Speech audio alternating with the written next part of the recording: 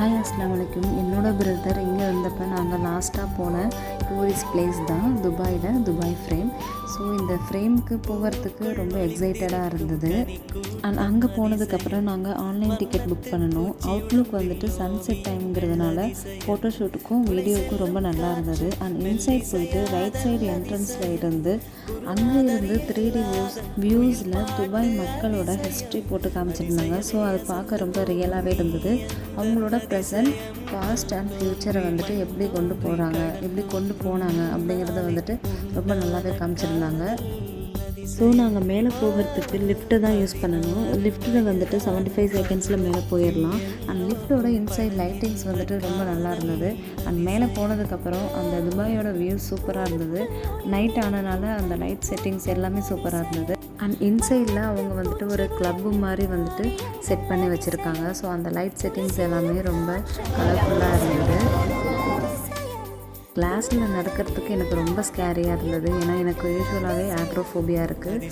So எனக்கு அதில் நடக்க ரொம்ப பயமாக இருந்தது. ஸோ எல்லோரும் நடந்து போனதுக்கப்புறம் தான் நான் நடந்தேன்.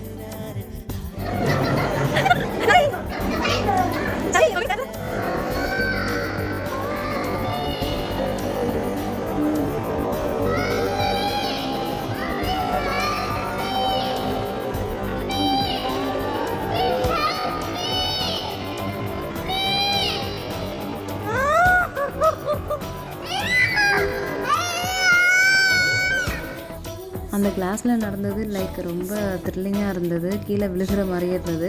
பட் நம்ம வந்துட்டு கண்டிப்பாக கீழே விழ மாட்டோம். ரொம்ப இங்கே எல்லாமே சேஃப்டியாக தான் இருக்குது. அங்கே துபாய் ஃப்ரேமில் இருந்து நாங்கள் கராமா ஏரியா பார்த்தோம். ஸோ கராமாவில் தான் நாங்கள் ஒரு 6 months இருந்தோம். ஸோ எங்களோட நாங்கள் இருந்த ஏரியாவை வந்துட்டு ஃபோக்கஸ் பண்ணி பார்த்துருந்தோம்.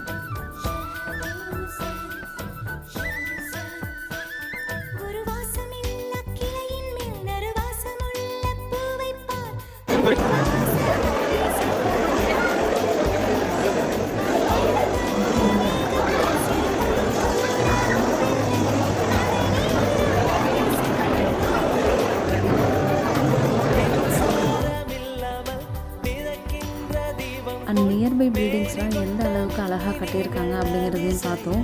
அண்ட் ஷேக் ஜயத் ரோடில் வந்து இது இருக்கிறதுனால ஸோ மோஸ்ட்லி எல்லா ஏரியாவும் வந்துட்டு கவர் பண்ணி பார்க்குற மாதிரி இருந்தது. அண்ட் புர்ஜ் கலிஃபாவோட வியூ சூப்பராகவே இருந்தது. தென் அதே லிஃப்ட்டை யூஸ் பண்ணி கீழே வந்ததுக்கப்புறம் லெஃப்ட் சைடு தான் நமக்கு எண்டு பார்ட்டு வந்துட்டு இருந்தது.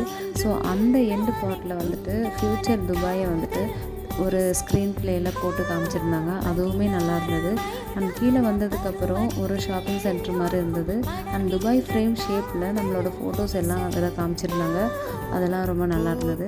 ஸோ அதை முடிச்சுட்டு நம்ம வீட்டுக்கு போக பை மெட்ரோவில் தான் நாங்கள் போகிற மாதிரி இருந்தது. ஸோ நியர்பைலேயே எங்களுக்கு வந்துட்டு பஸ்ஸும் அவைலபிளாக இருந்தது. ஸோ மேக்ஸோட ஸ்டாப்புக்கு பஸ் இருந்தனால நாங்கள் மேக்ஸ் மெட்ரோ வந்து செய்யாச்சு. Anyway we all enjoyed lot and you also will be soon. Thank you.